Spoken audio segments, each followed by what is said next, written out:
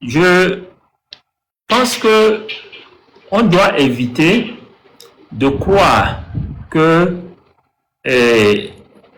on est obligé d'aller dans une sorte de développement entre guillemets.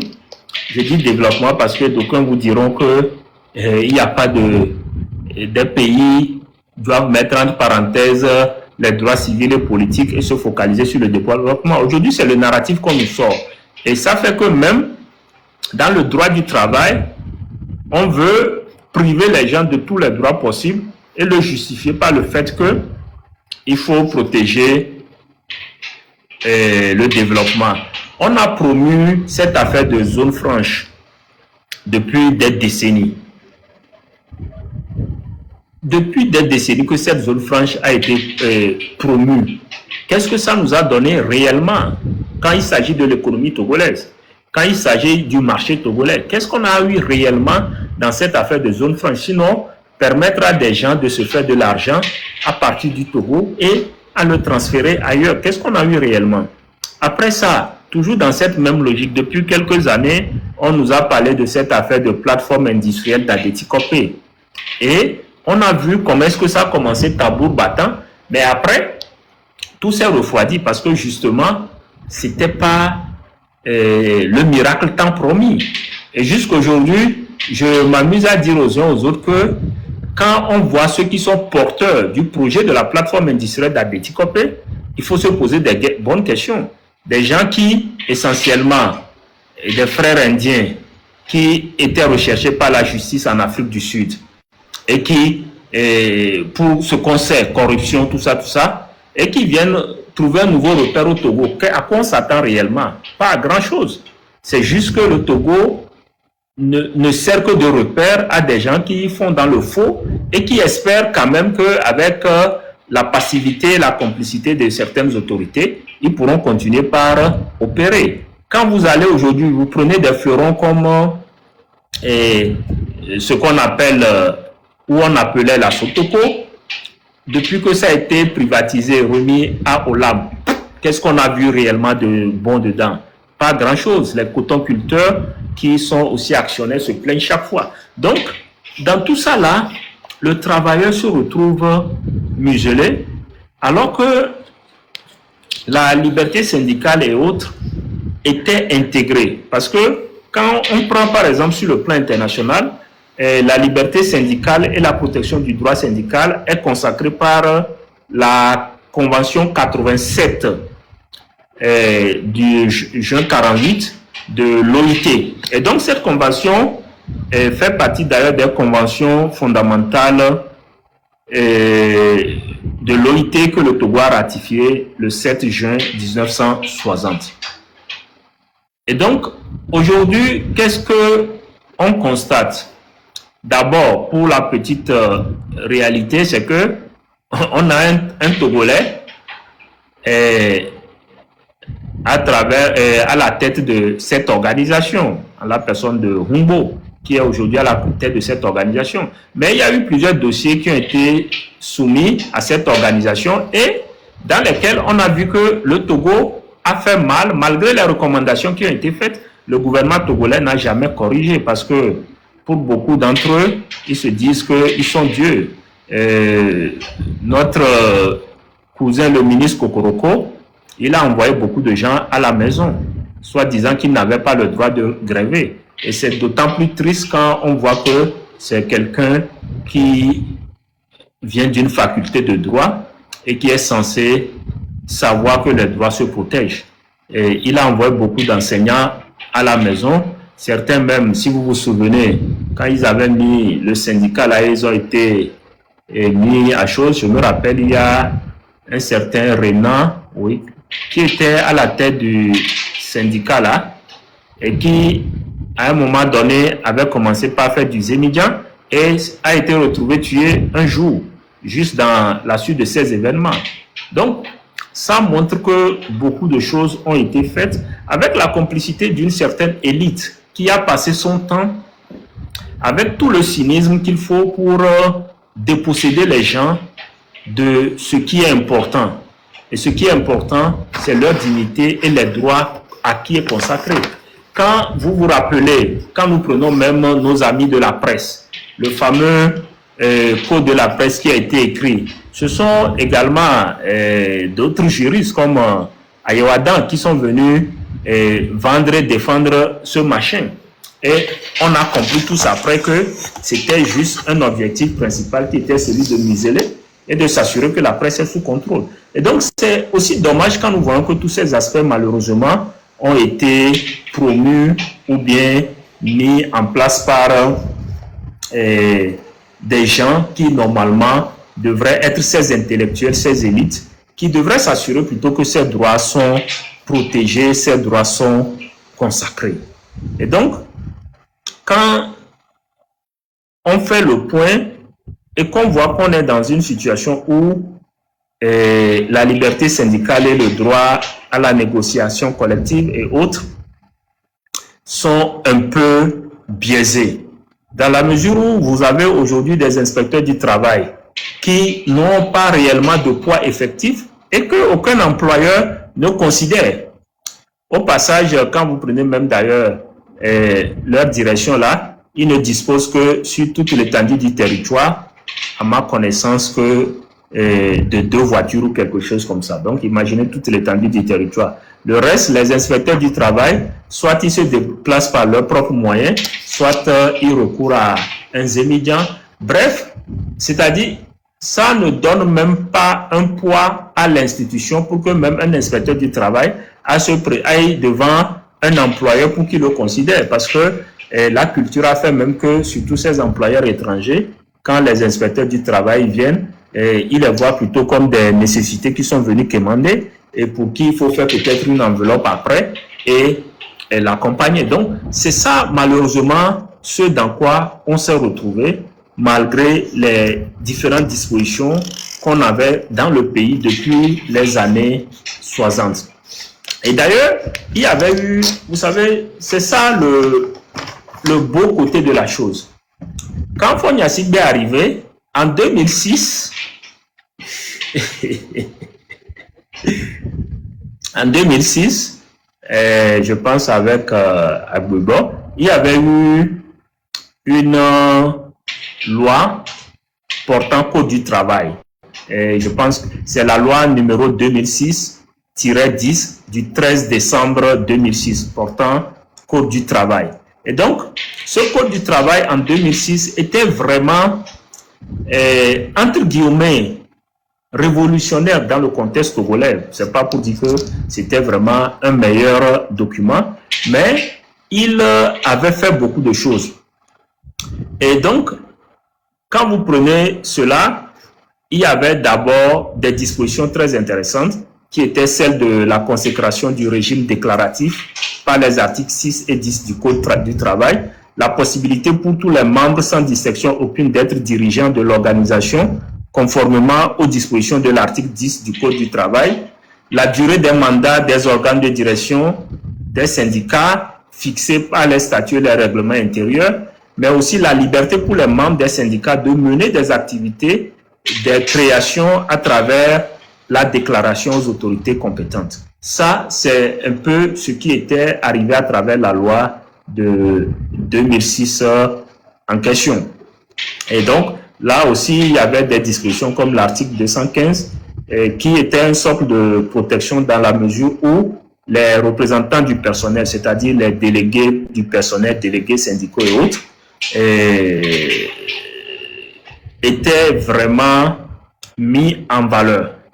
Et donc, au même moment, l'employeur n'avait pas cette facilité de licenciement et c'était des gens qui étaient très bien protégés. Mais quand on voit par après que cette protection est devenue un leurre dans la mesure où le nouveau Code du travail de 2021 a remis tout cela en branle ou bien en cause, dans la mesure où on s'est débrouillé pour renfermer, d'ailleurs pour définir maintenant, il y a une émission dans la vie des syndicats. Elle existait avant, hein, mais aujourd'hui elle est plus compliquée D'ailleurs, pour créer un syndicat aujourd'hui, il faut d'abord une autorisation du ministère de l'administration territoriale. Après, pour mener les activités, quoi que ce soit, ce n'est pas forcément à leur niveau. Donc, quand vous prenez par exemple aujourd'hui, l'article 14 du nouveau Code de travail dispose que les membres chargés de l'administration de la direction d'un syndicat professionnel de travailleurs doivent être des travailleurs en activité de nationalité togolaise ou des travailleurs migrants en activité régulièrement établis sur le territoire national et jouissant de leurs droits citoyens. Donc, c'est un peu aussi une façon ou une autre de lier également aussi les groupements de syndicats et autres qui ont aussi été encadrés. Et donc, aujourd'hui, on voit que le nouveau Code du travail est, par exemple, dans son article 267 dit « Le licenciement d'un délégué du personnel prononcé par l'employeur sans que l'autorisation préalable de l'inspecteur du travail et des lois sociales ait été demandée ou malgré le refus supposé opposé par celui-ci ou en dépit de l'annulation par le ministre chargé du travail de la décision de l'inspecteur autorisant le licenciement donne lieu à une majoration des dommages et intérêts dans l'éventualité où une décision judiciaire prononce le caractère abusif du licenciement. Cette majoration est équivalente à 6 mois de salaire brut. En français facile, tout délégué du personnel peut être renvoyé aujourd'hui à la maison et la seule chose qui peut arriver, c'est qu'on va demander de lui payer 6 mois de 6 mois de salaire brut. Je ne sais pas si nous comprenons la chose. Ce qui fait naturellement qu'aujourd'hui, tu ne vas plus voir un seul délégué syndical vouloir parler ou bien vouloir même revendiquer par rapport aux conditions de travail ou par rapport à quoi que ce soit. Donc, ça, c'est déjà un premier point. Celui qui doit parler au nom des autres, lui-même, il n'a plus de protection. Il n'est plus protégé face à l'employeur, face à la volonté ou au choix de l'employeur. C'est-à-dire, on va au point où on dit même que, même si le ministre s'opposait à son licenciement, il n'y a pas de souci, il peut être licencié. La seule chose à faire, c'est de lui payer 6 mois de salaire brut. Et donc, ça, c'est déjà quelque chose qui est très dangereux en termes de protection juridique. Et ça amène le délégué syndical à devenir un peu l'assistant de l'employeur. Et donc, ce délégué syndical, qu'est-ce qu'il peut faire? Pas grand-chose. Ce qui fait aujourd'hui que les centrales syndicales elles-mêmes, elles ne foutent rien. Prenez par exemple cette affaire du secteur des banques là, où ils avaient commencé par essayer de faire des grèves, mais qui ont été menacés, réduits après au silence, après empêcher même de faire des réunions, tout ça. Ça vous donne une idée que nul n'est à l'abri. C'est-à-dire, même les gens du secteur bancaire, ils ont été muselés, des délégués syndicaux renvoyés à la maison, et puis bon, la vie continue quoi. Tu te plains ou pas, on te dit, bon, on peut te trouver 6 mois de salaire, c'est sûr à quoi tu as droit, et il n'y a pas plus que ça. Donc, on peut dire aujourd'hui que le nouveau Code du travail porte gravement atteinte à la protection juridique des travailleurs protégés et fragilise l'exercice de leur mandat ou de leur travail.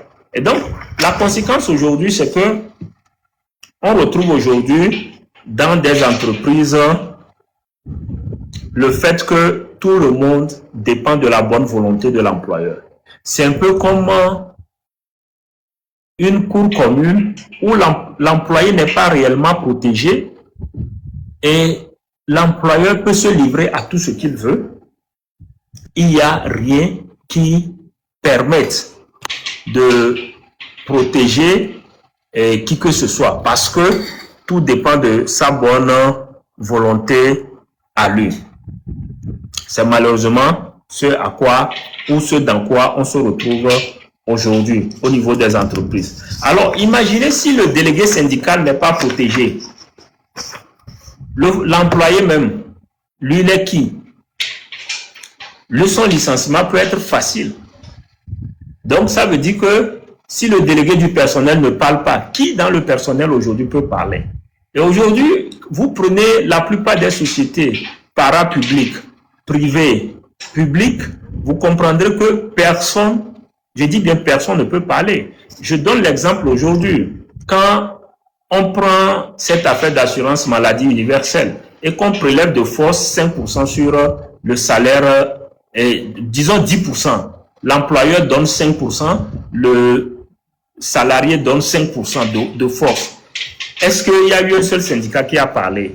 Réellement, non. Pourquoi? Parce que les leaders syndicaux savent que s'ils parlent, ils seront renvoyés à la maison et pour 6 mois. Donc, chacun à la fin de la journée croit et se résume dans cette servitude volontaire parce qu'il pense protéger son boulot. Sauf que ce boulot que parfois on cherche à protéger, en réalité, on ne fait que s'enfoncer dans une situation de misère. On s'enfonce dans une situation de misère dans la mesure où vous allez, vous travaillez même, vous ne percevez rien de concret, vous ne pouvez même pas demander de revalorisation salariale, ce qui d'ailleurs devient impossible aujourd'hui parce que chaque fois que l'employeur va penser à une revalorisation salariale, ça veut dire qu'il doit augmenter ce qu'il paye dans cette affaire de AMU. Donc ça ne l'encourage même pas à en parler. Mais sur le fond, les gens sont victimes.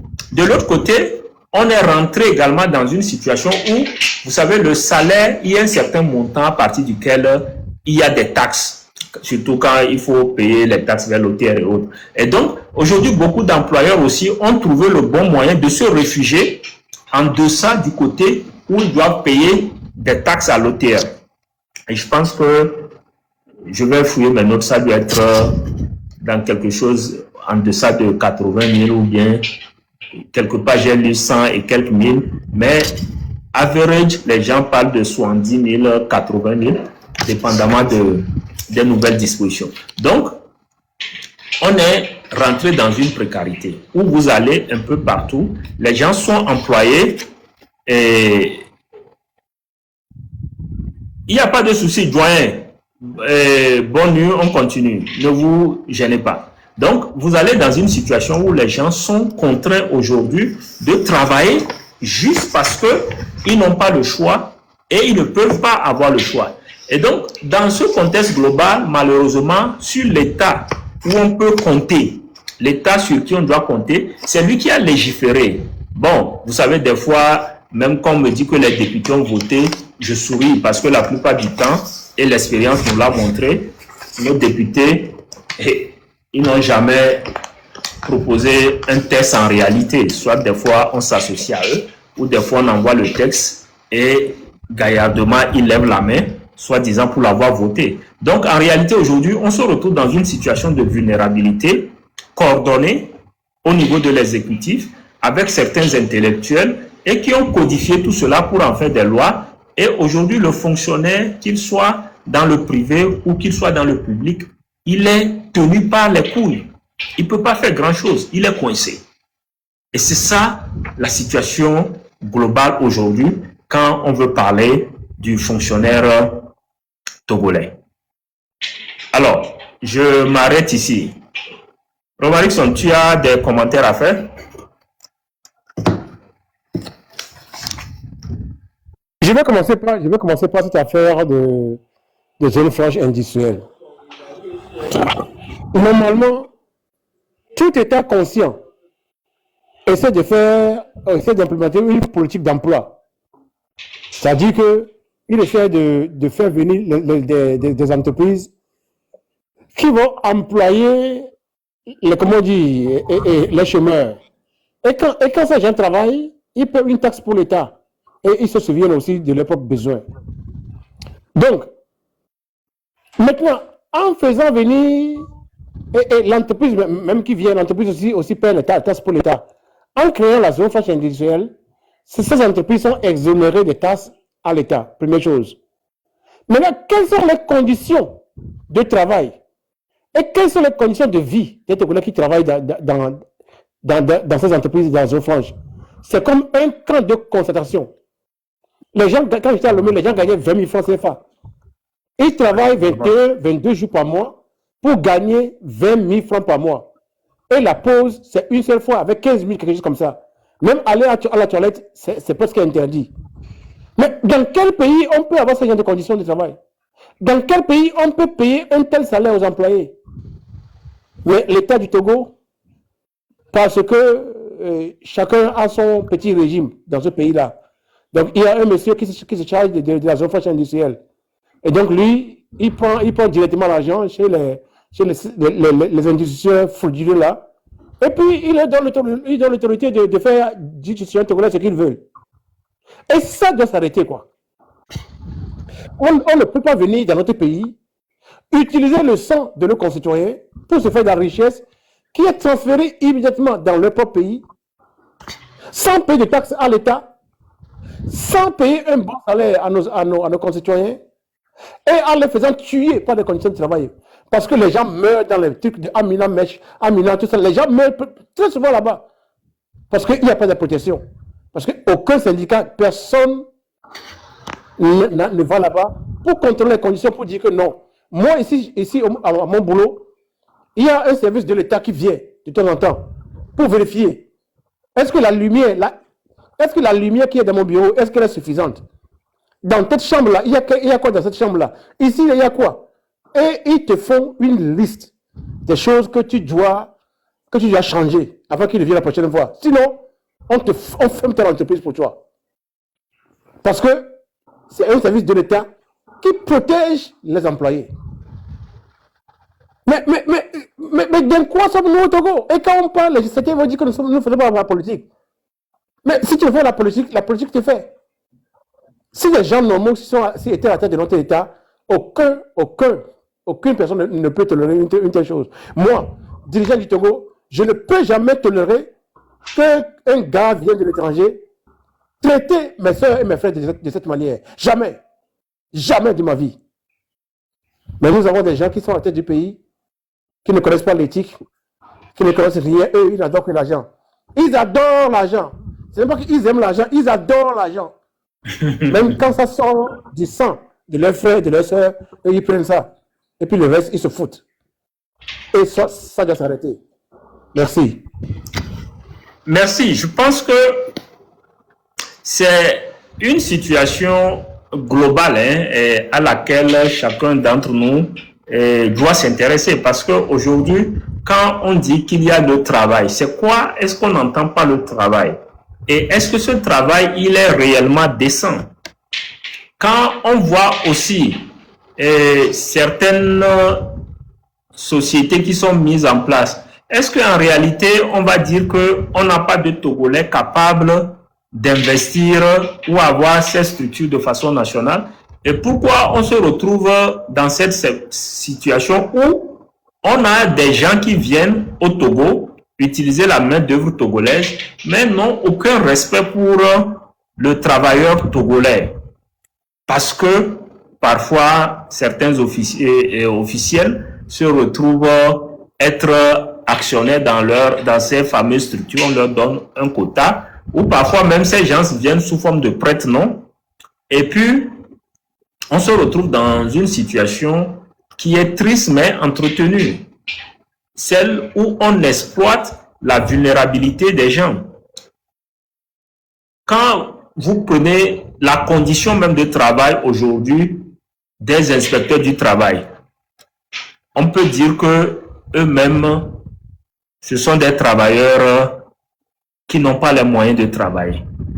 Et donc, par ricochet, qu'est-ce qu'ils peuvent faire pour les travailleurs qui sont victimes? Pas grand-chose, parce que ils sont coincés également. Ils n'ont pas eux aussi les moyens de leur politique. Mais le plus grave, c'est aujourd'hui le fait que cela soit légalisé à travers le Code du travail, où le Code du travail est devenu aujourd'hui le moyen de contrôler et d'étouffer le travailleur. Ce sont là certaines réalités qu'on voit. Et là où peut-être beaucoup aussi certains ne comprennent pas, quand on parle de travailleurs, quand on prend la fonction publique, combien de personnes travaillent à la fonction publique?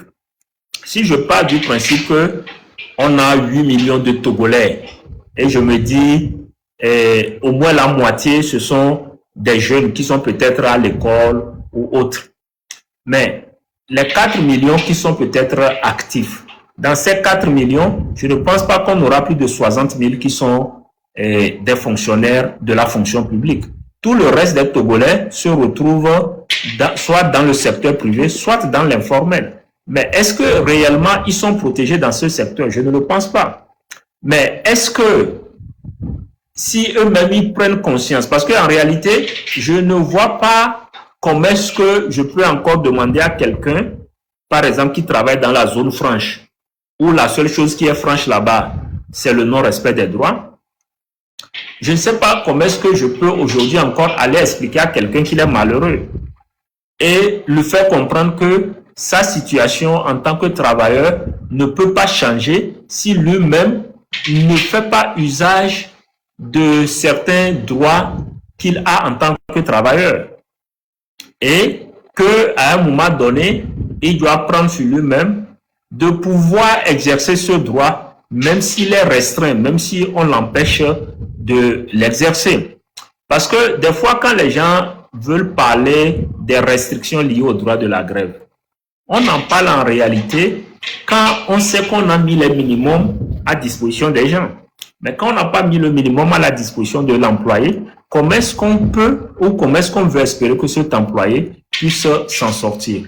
Quand vous prenez aujourd'hui la plupart qui sont dans la zone franche, qui sont au port, ces manutentionnaires et autres, vous prenez ce qu'ils gagnent à la fin du mois et vous prenez même un quartier comme Agoué où j'ai passé une grande partie de mon adolescence. Aujourd'hui, une pièce, ce qu'on appelle communément une pièce, il est difficile d'en trouver à Agoué à moins de 10 000. Je ne veux pas exagérer, hein. C'est-à-dire, si je dis je ne veux pas exagérer, c'est une façon de parler. Quand je parle de 10 000, c'est les anciennes constructions, les vieilles constructions. Mais quand c'est les constructions les plus récentes dans les zones de Sobo-Sito et autres là, tu vas les retrouver au minimum aux alentours de 20-25 000. Une pièce WC douche cuisine, c'est 20-25 000. Alors que des gens sont employés, ils sont au SMIC et ils ont une femme, ils ont des enfants. Et dans tout ce contexte, ils doivent vivre. Alors on se pose beaucoup de questions. Comment est-ce que on peut vivre normalement dans ça? Et si on l'accepte, ça veut dire justement que peut-être on est arrivé à un niveau où on préfère soit voler à côté, soit frauder à côté. Mais essentiellement, je me pose beaucoup de questions. Comment est-ce qu'on peut vivre avec femmes et enfants à Lomé avec le SMIC? Je ne sais pas. Est-ce que c'est possible? Est-ce que c'est possible de vivre à Lomé avec femmes et enfants quand on a le SMIC? Et si les gens acceptent cette situation telle qu'elle, est-ce à dire que bon, ils ont fait l'espoir de pouvoir faire avec, et à ce titre, ils comprennent que bon, ils n'ont pas à se plaindre de leur situation ou de leur vie? Ce sont des questions que nous devons nous poser essentiellement quand on voit aujourd'hui ce qui se passe et le fait qu'aujourd'hui, on ne peut pas voir quelques syndicats parler ou agir dans notre contexte national.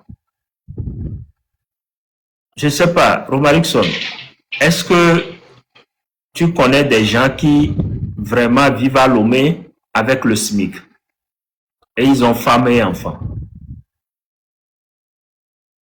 D'ailleurs, avant de décider du SMIC, normalement, c'est une affaire entre le gouvernement et le syndicat des employeurs et le syndicat des employés. On les appelle ici les acteurs sociaux. Donc, c'est les trois acteurs qui se mettent ensemble et qui décident d'un niveau du SMIC. Maintenant, au Togo, je ne sais pas si un tel dialogue a eu lieu. Mais ce que je crois savoir, c'est qu'un jour comme ça, quelqu'un il a dormi, il s'est réveillé le matin, il a dit que, ok, fixons le SMIC. Est-ce que cette loi-là, est-ce qu'il y a une agence qui travaillent ces entreprises pour voir si le SMIC est vraiment payé aux employés. Je ne pense pas. Pour eux, dès qu'ils l'ont annoncé à la télévision, c'est comme fait. C'est comme fait, le SMIC vient à la télévision, il dit, Plan national du développement, PND, on va dépenser 10 milliards pour ça, et puis le Togo sera développé. Ils ont fait ça, ça fait au moins 3-4 ans. Et puis, bon, puisque c'est annoncé à la télévision, le Togo est en train déjà de se développer par lui-même.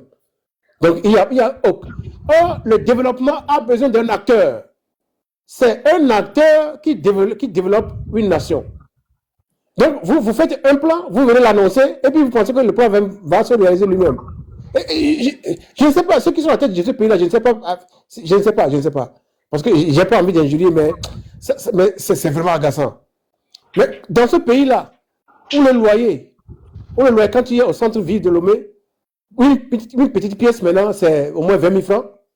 Et maintenant, il faut payer au moins un an comment on appelle ça, d'avance. Au Bénin, c'est 3 mois. Dans quel pays on paie un an? Même en Allemagne, on ne paie pas un an d'avance. Jamais. C'est 2 mois. Mais au Togo, on se permet aux propriétaires d'imposer un an d'avance aux gens. Mais quand tu gagnes le SMIC, est-ce que tu peux louer? Tu ne peux même pas louer parce qu'il faut payer un an. Tu vas trouver l'argent pour payer ça. Donc, tu te retrouves dans un taudis. Absolument. Et dans les taudis, on connaît, c'est là où aussi fleurissent les affaires de drogue, de criminalité, et ainsi de suite. Et de promiscuité, où les petits-enfants, petites filles tombent enceintes à l'âge de 8 ans, 12 ans, et ainsi de suite. Donc, et c'est l'État qui crée ça. C'est l'État qui est l'ingénieur de la misère du peuple togolais. Et j'ai souvent fait un développement. J'ai dit que quand vous voyez ce qui se passe au Togo, vous allez voir que la misère est une ingénierie du régime. Parce que ce régime est en train d'appliquer, c'est-à-dire la théorie de modernisation. La théorie de modernisation dit que le développement est lié le développement d'un pays est lié au niveau économique. C'est-à-dire qu'il présuppose que la démocratie est un bien de consommation. Il faut avoir atteint un certain niveau économique avant de pouvoir consommer la démocratie. Donc, si tu veux empêcher que les gens ne luttent pour la démocratie, il suffit de les maintenir sous le seuil de la pauvreté, c'est fini.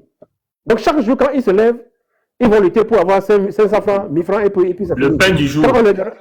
Le pain du jour, c'est fini. Et donc, ils ne vont penser à rien. Et quand tu as qui a déjà vu l'extérieur, quand tu essaies de leur ouvrir les yeux, ils vont te dire, ah, tu vois, même, il faut venir. Tu vis dans un salon comment, feutré, avec des fauteuils, machin, viens faire ça pour nous. Donc, un des mots de notre peuple est que on n'a pas la chance d'aller voir ailleurs et de voir comment les choses se font. Allez seulement au Ghana, au Bénin, au Burkina Faso. Hein? Les étudiants burkinabés, dans les années où on était à camp, dans les années 90, les étudiants burkinabés, tous, ils avaient des motos. Des petites motos là, je ne sais pas comment on les appelle encore, les mobilettes là. C'était les Piaggio là. C'est ça. Hein? C'est les étudiants ça. Mais nous, au Togo, on pensait qu'on est devant les burkinabés, mais rien, parce qu'on n'est jamais sorti. Depuis que nous topo, on n'a pas c'est le problème du Togo. C'est ça le problème du Togolais.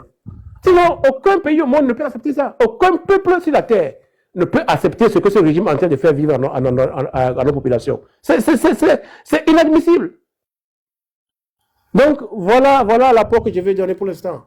Oui, et d'ailleurs, pour renchérir, je te dirais que le SMIC est à 52 500.